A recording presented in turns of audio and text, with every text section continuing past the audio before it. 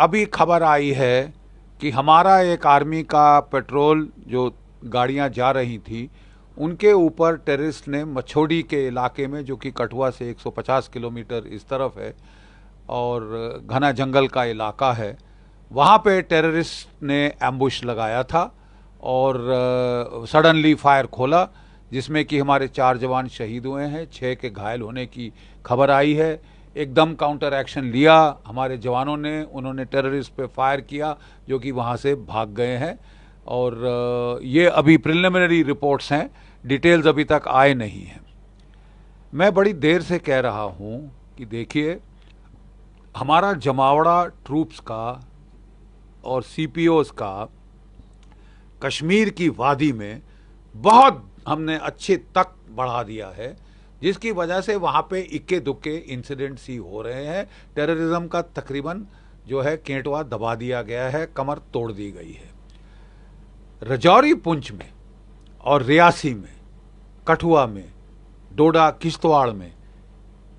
किश्तवाड़ में मैं sector commander रह चुका हूँ।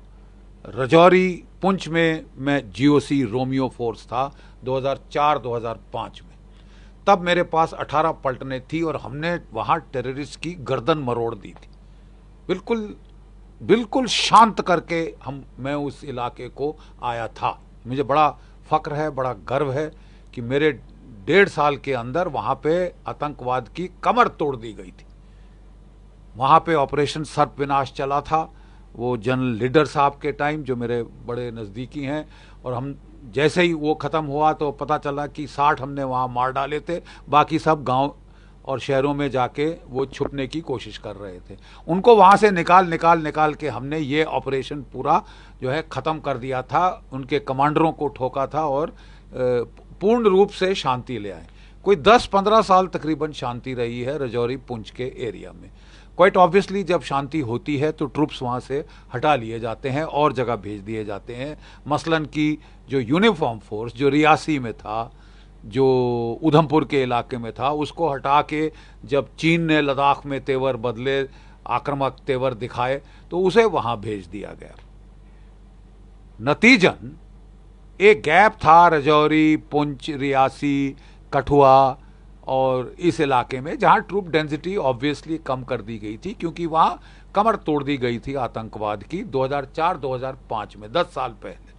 विद अ कॉम्बिनेशन की फेंस बन गया, सर्पनाश हुआ, फिर हमारे ऑपरेशंस हुए और टोटल इनको मतलब खलास कर दिया था हमने और पूर्ण शांति आ गई थी। लोग पिकनिक शिकनिक जा रहे थे वहाँ पे, सिविलियंस, और सब इनके आतंकी इंसिडेंट्स ख़त्म कर दिए थे, खलास। 10-15 साल ऐसा रहा, लोग निश्चिंत हो गए और वहाँ से ट्रूप्स हटा दिए गए, गैप बना, दुश्मन ने देखा, अब वो पूरा फ़ायदा उठाने की कोशिश कर रहा है।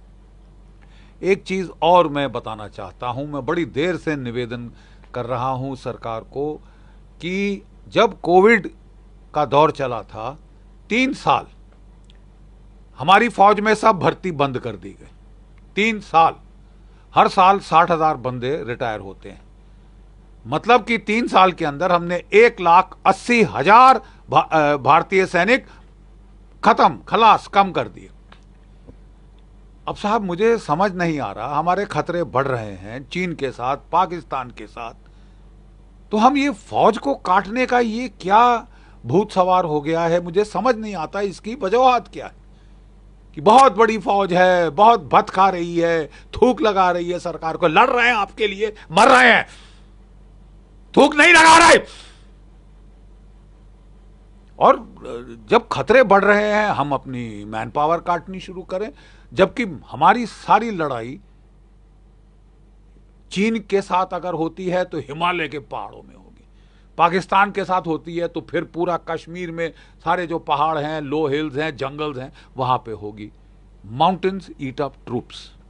अगर नॉर्मल हमले के लिए 1/3 की रेशियो चाहिए, 1:3, पहाड़ों में 1:10 की रेशियो चाहिए। आपको पहाड़ों में लड़ना है, then you need to increase man power. हम बातें बड़ी बड़ी कर रहे हैं लेकिन वहां पे दूसरी तरफ फौज काट रहे हैं। हमें बोला जा रहा है कि बहुत खर्चा हो रहा है मैन पावर पे, हम हथियार खरीदना चाहते हैं। तो क्या रूस के पास कोई हथियारों की कमी थी साहब? रशिया यूक्रेन का युद्ध ट्रेलर आपकी आंख के सामने चल रहा है, आप क्यों नहीं उसको देखते? हम हथियार रूस से ले रहे हैं, हथियार की कोई कमी नहीं है रूस के पास, मैन पावर की किल्लत थी, और जब तक उसने मैन पावर नहीं बढ़ाई उसके बुरे हाल हो गए थे। 3 लाख उसको मोबिलाइज करने पड़े लड़ाई के दौरान, और अभी उसने कोई 5-6 लाख और मोबिलाइज किए। तो क्या आप मतलब लड़ाई के दौरान मोबिलाइज करना चाहते हैं? मुझे समझ नहीं। आपकी स्टैंडिंग आर्मी थी, परफेक्ट आर्मी थी, it was giving you such good results all over, तो उसकी काटापीटी शुरू हो गई है साहब कि बहुत खर्चा हो रहा है। तो अभी 7 आईटीबीपी की नई बटालियंस खड़ी हो रही है, उन पे खर्चा नहीं हो रहा। नहीं, आप क्या कहना चाहते हैं? अब आप पुलिस प्रोटेक्शन देंगे आर्मी को? मतलब I mean I can't understand. आपको अपनी मैन पावर बढ़ानी होगी, पीरियड। अग्निवीर स्कीम पे भी अब सोच विचार किया जा रहा है, उसको भी आपको मेजर चेंजेस करने होंगे, नहीं तो ये जो आप गैप्स खोल रहे हैं दुश्मन उसका फायदा उठाएगा। नंबर 1 चीज।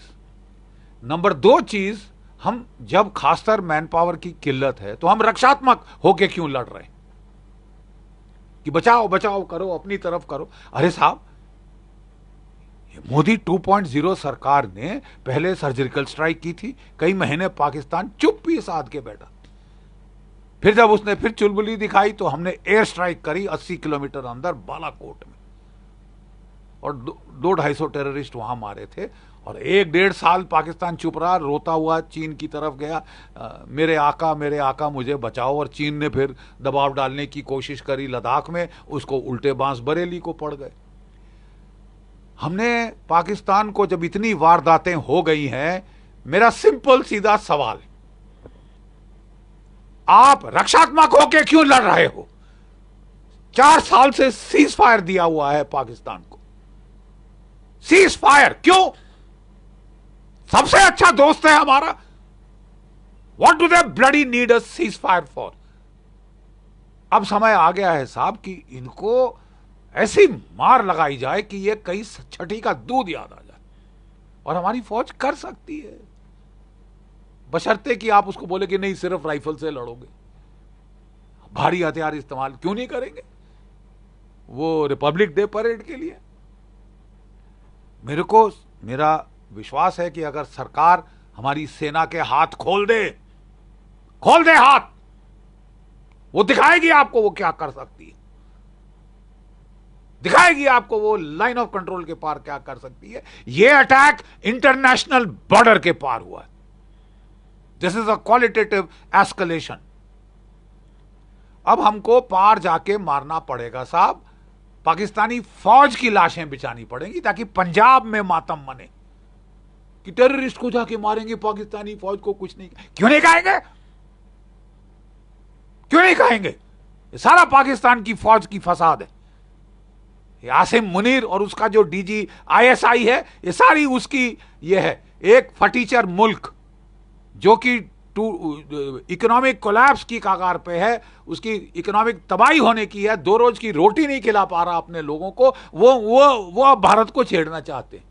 अरे साहब, तुमको मरने का अगर तमन्ना इतनी ज्यादा है तो हमको करना चाहिए ना, मार डालना चाहिए। एक छोटा सा भी युद्ध हुआ भारत के साथ, और कोई भी नतीजा हो या ना हो, सुन लो पाकिस्तानियों, और कोई भी नतीजा हो ना हो, तुम्हारी इकोनॉमी की लुटिया डूब जाएगी। तुम एक मुल्क नहीं रहोगे उसके बाद। सोच समझ के पंगे लो। पंगे लेने की आपको आदत है, बड़ी बढ़ चढ़ के आप लोग चोंचलेबाजी करते हैं। तो 100 सुनार की 1 लोहार की, 100 सुनार की 1 लोहार की। 71 का युद्ध मैंने देखा हुआ है, तब भी चोंचलेबाजी हो रही थी। नियाजी साहब वहां से बांग्लादेश से हमारे अंदर हमले कर रहे थे कि मैं हिंदुस्तानियों की औकात दिखा दूंगा, ये कर दूंगा, वो कर दूंगा। हमने जल्दबाजी नहीं करी साहब। Sam Manekshaw, field marshal Sam Manekshaw बोले, मैडम मैं तैयार करके एक अच्छा 1 लोहार की हथौड़ा मारूंगा। 8 महीने लिए तैयारी की, 8 महीने, ठीक है। और उसके बाद 13 दिन में पाकिस्तान के 2 टुकड़े हो गए थे।